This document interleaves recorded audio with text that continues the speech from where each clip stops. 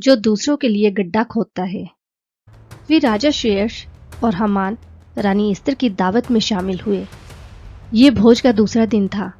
राजा ने भोज के अवसर पर दाख मधु पीते हुए रानी एस्तर से सवाल किया, रानी एस्तर, आपकी क्या मांग है? वह पूरी की जाएगी। आप क्या मांगना चाहती हैं? यदि आप इस राज्य का आधा हिस्सा भी मांगेंगी तो वह भी आपको दिया जाएगा।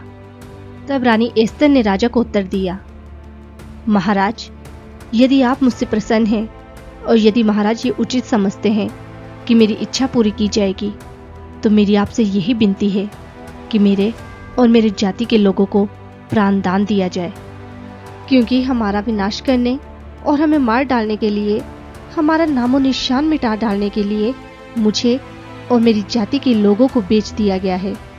अगर हमें केवल गुलाम के रूप में ही बेचा जाता तो मैं चुप रहती, क्योंकि उस स्थिति में भी हमारी बिक्री से राजा को हानि नहीं बल्कि लाभ ही होता। रानी की इस बात को सुनकर राजा श्रेयस ने रानी एस्तर से पूछा, कौन है वह और कहाँ है वो जिसने ऐसा काम करने का साहस किया? रानी एस्तर ने उत्तर दिया, वे शत्रु, वे विरोधी, ये दुष्ट हामान है। ये सुनते ही राजा और रानी के सामने हामान बहुत ज्यादा डर गया।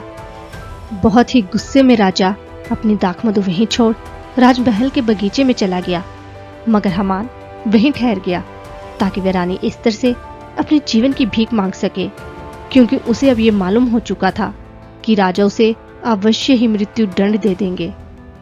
कुछ समय के बाद जब राजा राजमहल के बगीचे से उसी स्थान पर वापस लौटा जहां वे शराब पी रहे थे, तब राजा ने देखा कि जिस दीवान पर एस्तर लेटी है उस पर हामान झुका हुआ है।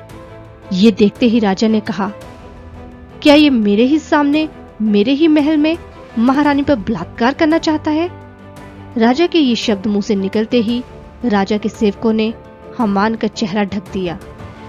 तब राजा की सेवा करने वालों में से एक खोजे ने, जिसका नाम हरबोना था, उसने राजा को ये सूचना दी और राजा से कहा, महाराज, सूचना ये है कि हामान ने ही मोर्दकाई की हत्या के लिए अपने घर के पास 20 मीटर ऊंचा फांसी का खंभा बनवा रखा है, जबकि मोर्दकाई ने तो राजा के लाभ की ही सूचना दी थी।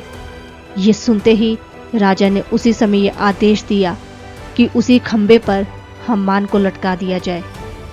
और तब आदेश के अनुसार उन्होंने हामान को ही उसी फांसी के खंभे पर लटका दिया जिसे उसने मोर्दकाई की मौत के लिए बनवाया था।